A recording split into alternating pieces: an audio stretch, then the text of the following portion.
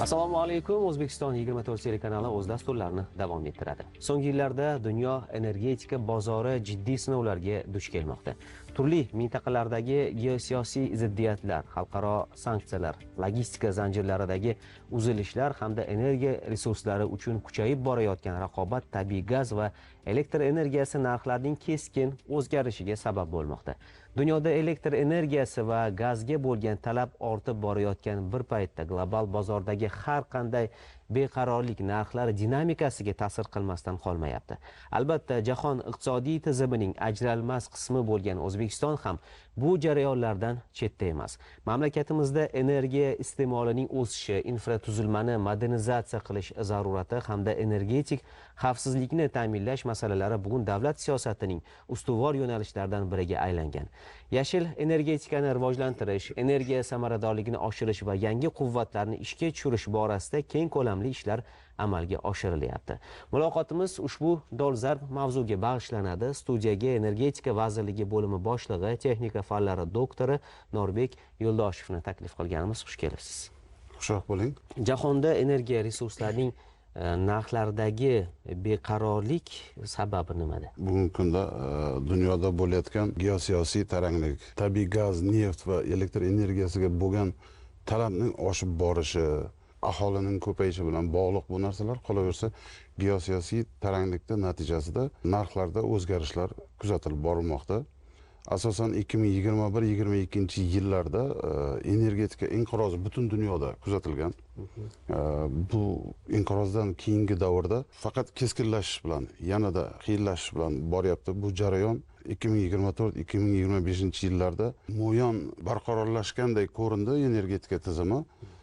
Lekin mana bugungi kunda bo'layotgan xalqaro ekspertlarimizni berayotgan xulosalarga qaraydigan bo'lsak, narxlarni geosiyosiy xavflar va energiya resurslarini takliflarini cheklanganligi bilan, ya'ni dunyoda bo'layotgan har xil kelishmovchiliklar natijasida taklif resurslarni yetkazib berishga bo'lgan takliflarni cheklanganligi bilan bog'lashimiz mumkin. Qolaversa, global energetika inqirozining eng muhim omillaridan biri bu Yevropa bozorida tabiiy gaz yetkazib berish hajmini qisqarishi, neft va gaz yetkazib berish yo'nalishlarining o'zgarishi, elektr energiyasi va gaz narxlarining oshishi sanoat mahsulotlarining tannarxini ko'tarilishiga olib keladi. Jahon energiya tizimida murakkab davr bo'lib o'tmoqda. Energetika sohasi yetkazib beradigan mahsulotlar bu neft, elektr energiyasi, yoqilg'i mahsulotlari deydigan bo'lsak, bu mahsulotlarda narxi oshishi qaysi sohada bo'lishidan qat'iy nazar ularda ishlab chiqarish korxonalarini chiqaradigan mahsulotlarning tan narxiga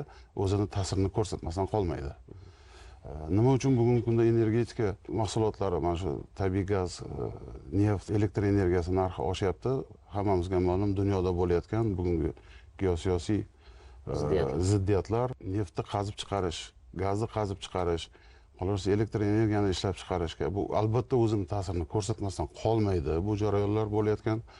Qolaversa bugungi kunda masalan Yevropa o'zini gaz sotib olish bo'yicha oldingi hamkorlarini boshqa davlatlar, boshqa hamkorlar bilan o'zgartirishga majbur bo'lyapti mana shu geosiyosiy ziddiyatlardan.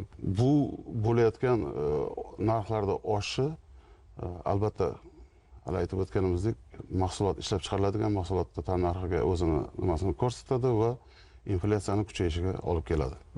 Mana Yevropa davlatlarida o'zingiz ham aytib o'tdingiz, ko'rsatilayotgan energetika inqirozi jahon bozorida qanday ziddiyatlarga, o'zgarishlarga sabab bo'lishi mumkin?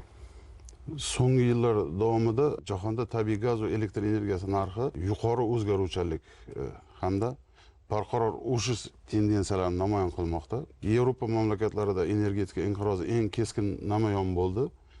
2022 yilda Yevropa gaz hublarida spot narxlari 1 megavat soat uchun 300 yevrodan oshdi. Bu esa Yevropa bozori uchun misli ko'rilmagan ko'rsatkich bo'lib sanaladi. 2024 yilda Yevropada gazning o'rtacha narxi taxminan 1 megavat uchun 34 yevroni tashkil qilgan.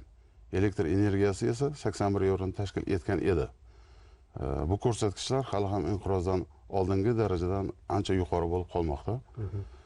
Ayniqsa Germaniya, Italiya, Ispaniya va Buyuk Britaniyada energiya taqchillik juda namoyon bo'lmoqda. Bu mamlakatlarda gaz narxining keskin oshishi aholi va sanoat uchun energiyasini tariflarini oshishiga olib keladi.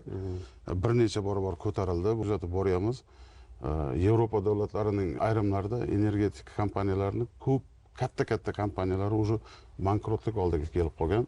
Ushbu vaziyatda yanada murakkablashish omillaridan biri hammamizga ma'lum bugungi kunda Eronda bo'layotgan voqealar va uning dunyo energiya resurslarini yetkazib berishning eng muhim yo'laklaridan biri hisoblangan Hormuz bo'g'ozining yopilishi juda katta o'zining ta'sirini ko'rsatyapti.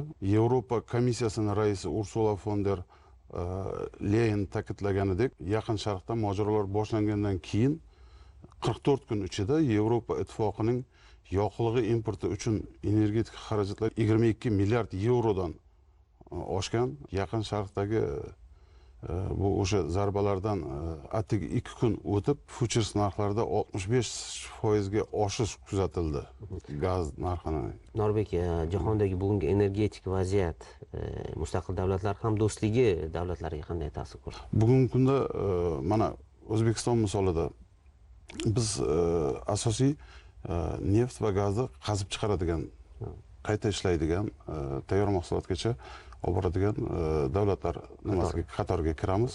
Bu bo'layotgan jarayonlar o'zimizni qo'shni davlatlarimiz bilan, O'rta Osiyo davlatlari bilan birga hamkorlikda ishlashimiz kerakligini ko'rsatib beryapti bu jarayonlar.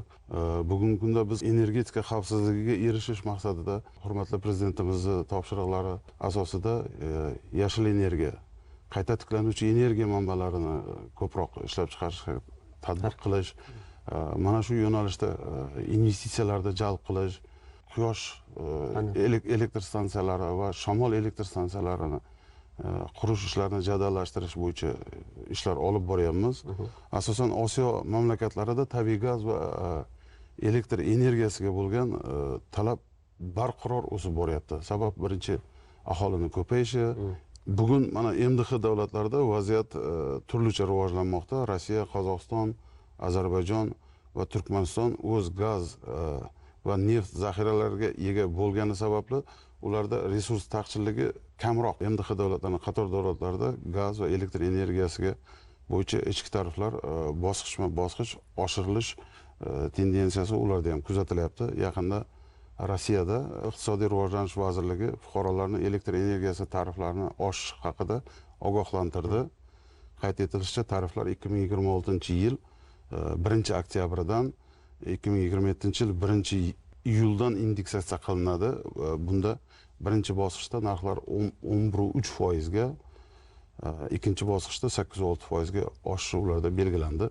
Tariflarning oshirilishi qanday omillar bilan izohlanyapti? Birinchi aholi sonining ortishi, Qozog'iston, Qirg'iziston, Ozarbayjon davlatlarida ham masalan qazib olinayotgan neft va gaz zaxiralarini baribir kamayishi, biz qazib olganimizdan keyin kamayishi bilan asoslanadi. Qolaversa, hali aytib o'tganimizdek, yangi katta ishlab chiqarish korxonalarini tashkil bo'layotgani, qolaversa bugungi kunda o'sha geosiyosiy vaziyatni baribir aytib o'tishimiz kerak. Buni o'z ta'sirini baribir ko'rsatyapti. O'zbekiston ham global energetika jarayonlarining ta'sirini his qilmoqda. Energiya iste'moli nega tez sur'atlarda oshib boryapti? Kecha 30 million edi aholimiz. Bugungi kunda o'sha 40 millionga yaqinlashib qoldik. Hali aytib o'tganimizdek, aholini o'sib borayotganligi. Ikkinchisi, bugungi kunda biz mahalliy ishlab chiqarishni rivojlantirish bo'yicha muhtaram prezidentimizning qo'llab-quvvatlovlari, ularda ko'rsatayotgan yo'llari, mahalliy ishlab chiqarish korxonalarining ko'payishi bu baribir o'zining ta'sirini ko'rsatadi. Neft va gaz zaxiralarimizni, o'zimizdagi zaxiralarimizni bugungi kunda kamayishi bu tabiiy gaz va elektr energiyasi, neftga bo'lgan talabda oshishiga albatta ta'sirini shu bilan baholash mumkin. Davlatimiz tomonidan energetik xavfsizlikni ta'minlash borasida qanday strategik choralar ko'rilmoqda? Energetika vazirligida yashil energiya mahsulotlarini ishlab chiqarishni yo'lga qo'yish bo'yicha juda katta qadam tashalgan. Bugungi kun mana 2026-yil, 2028-yillar davomida energetika vazirligi tomonidan 54 ta investitsiya loyihasi amalga oshirilyapti. Bu loyihalarda asosiy yo'naltirilgani quyosh elektr stansiyalari, shamol elektr stansiyalari va qolaversa o'sha ishlab chiqariladigan elektr stansiyalarini saqlash loyihalari. Bu biz neftimiz, gazimiz kamaygani bilan elektr energiyasini ishlab chiqarish bu tomondan kamaygani bilan biz muqobil elektr energiya mahsulotlarini ishlab chiqarish bo'yicha jadal ishlar olib borilyapti. Yer tagidan gazni qazib olardik. Uni to'g'ridan to'g'ri olib kelib uyimizda ovqat pishirishimiz uchun yoki uyimizni qizdirishimiz uchun ishlatayotgan edik tabiiy gazni. Elektr energiyasini neft mahsulotlari va gazni yoqish bilan elektr energiyasini ishlab chiqarayotgan edik. Biz bugun elektr energiyasini ishlab chiqarish uchun gazni sarfini kamaytiramiz. Nimani hisobiga? O'sha muqobil yashil energiya hisobiga. Bu bo'yicha juda katta qadamlar tashlangan. Suv orqali elektr tokini ishlab chiqarish, qolaversa quyosh elektr stansiyalari, shamol elektr stansiyalari bilan elektr tokini ishlab chiqarishda ko'proq harakatni qilyapmiz. Qolaversa atom elektr stansiyasi qurilishi bo'yicha hammamizning xabarimiz bor. O'sha tamal toshi qo'yildi. Hozir birinchi ishlari boshlangan. Atrofimizdagi qo'shnilarimizni hammasida, Qozog'istonda, Tojikistonda, Qirg'izistonda ularda ham mana shu tariflarda oshishi kuzatilgan. 2025-yil 1-sentyabrda Qozog'istonda 11% ga oshirilgan Qozog'istonda narxlar. Tojikistonda 2026-yil fevral oyida oshirildi ularda ham narxlar. 2026-yil 1-maydan Qirg'izistonda elektr energiyasi tariflari oshirildi. Aholining o'sishi oyiga 700 kWh elektr energiyasi iste'mol qiluvchilarda kuzatilib 20% ni tashkil qilyapti. Energiya resurslaridan tejamkor va samarali foydalanish uchun nimalarga e'tibor qaratish kerak? O'zimizni uyimizdan kelib chiqadigan bo'lsak, albatta o'sha uyimizda ishlatilib, yoqilib turibdi, lekin foydasiz ishlatilayotgan elektr tokini birinchi navbatda o'chirib qo'yishni o'rganishimiz kerak. Bugungi global sharoitda mamlakatimiz energetik mustaqilligi va xavfsizligini ta'minlash uchun qaysi yo'nalishlar hal qiluvchi ahamiyatga ega deb hisoblaysiz? Biz jahon tajribasini mana o'rganyapmiz. Bugungi kunda Yevropa davlatlari bo'lsin, Yaponiya bo'lsin, Osiyo mamlakatlari bo'lsin, e'tibor qaratsangiz, asosiy rivojlangan davlatlar muqobil energetika yo'nalishida, yashil energiya, muqobil energiya yo'nalishida juda katta ishlarni olib boryapti. Mana shu rivojlangan davlatlar tajribasidan kelib chiqib, O'zbekistonda ham bugungi kunda quyosh elektr stansiyalarini, shamol elektr stansiyalarini qurish, ularni ko'paytirish, energiya barqarorlikka erishishni maqsad qilib olganmiz. Energetika vazirligi tomonidan 54 ta investitsiya loyihasi amalga oshirilayotgan bo'lsa, o'shani 44 tasi muqobil energiyalar ishlab chiqarish. Quyosh elektr stansiyalari qurish, shamol elektr stansiyalari qurish qolaversa, ishlab regeneratsiya qilingan, ishlab chiqarilgan elektr energiyani saqlash tizimlarini yaratish bo'yicha katta ishlar olib borilyapti. Qolaversa, bugungi kunda o'sha tizimni modernizatsiya qilish, energiya samarador qurilmalardan ko'proq foydalangan holda ishlab chiqarish korxonalarini energiya samaradorligini ta'minlash bo'yicha juda ko'p ishlar amalga oshirilmoqda.